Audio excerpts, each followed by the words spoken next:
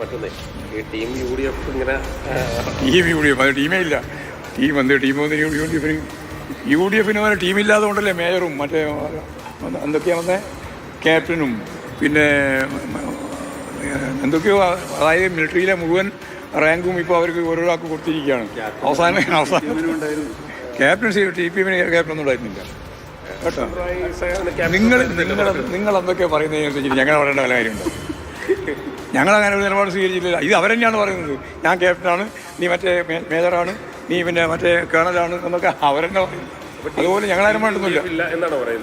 Team U D എഫും ഇല്ല, team UDF ആവാനും പറ്റില്ല. കാരണം അത് അവസാനം വരുമ്പോൾ ഉണ്ടാകുന്ന സംഘർഷാത്മകമായ സാഹചര്യം ഇപ്പോഴേ പ്രകടിപ്പിച്ചുകൊണ്ടിരിക്കുന്നു എന്നാണ് കാണേണ്ടത്.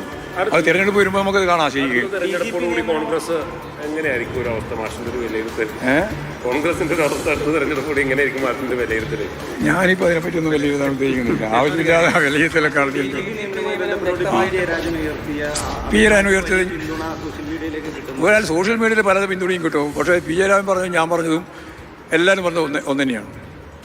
പിന്നെ വെറുതെ അതിൻ്റെ പേര്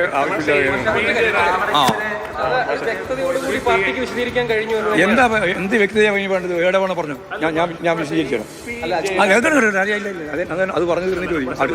അടുത്ത ചോദ്യം തുടങ്ങുന്നതിന് മുമ്പ് എവിടെയോ അവ്യക്തത വന്നിട്ടുണ്ട് എന്നാണല്ലോ പറഞ്ഞോളൂ. ഏത് അവ്യക്തതയാണ് വന്നത് എന്ന് പറഞ്ഞാൽ നേരത്തെ ആ കാലം മുതൽ റവാഡയ്ക്ക് പങ്കുണ്ട് എന്ന വിമർശനം പാർട്ടി ഉന്നയിച്ചിട്ടുണ്ട്.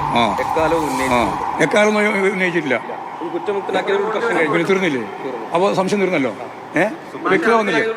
ഇനി വ്യക്തത വന്നില്ലേ? വെറുതെ പറഞ്ഞു.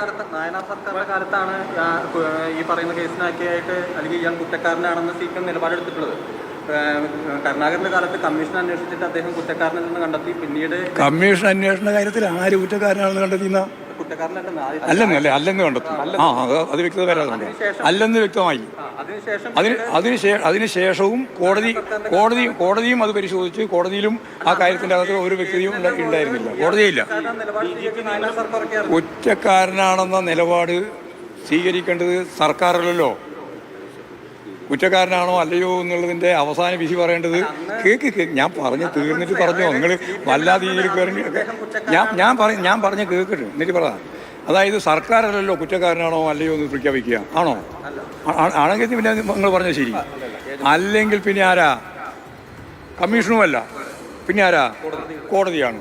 കോടതി അല്ല എന്ന് പറഞ്ഞു കഴിഞ്ഞാൽ പിന്നെ അതിന്റെ മേലെ കയറി വല്ലാതെ രീതിയിലുള്ള വിവാദം ഉണ്ടാക്കേണ്ട വല്ല കാര്യം. കോടതി കുറ്റമുക്തമാക്കിയത് കൊണ്ട് തന്നെ റവാഡ വിഷയത്തിൽ പാർട്ടി നിലപാട് ഇന്നലെ KK രാഗേഷ് പറഞ്ഞു. ഒരു ഘട്ടത്തിൽ CPM റവാഡയ്ക്കെതിരെ നിലപാടുണ്ടായിരുന്നു, പക്ഷെ കോടതി കുറ്റമുക്തരാക്കി എന്നുള്ളത്. അപ്പോൾ ആ നിലപാടിലേക്ക് പാർട്ടിയും എത്തിയിരിക്കുന്നു.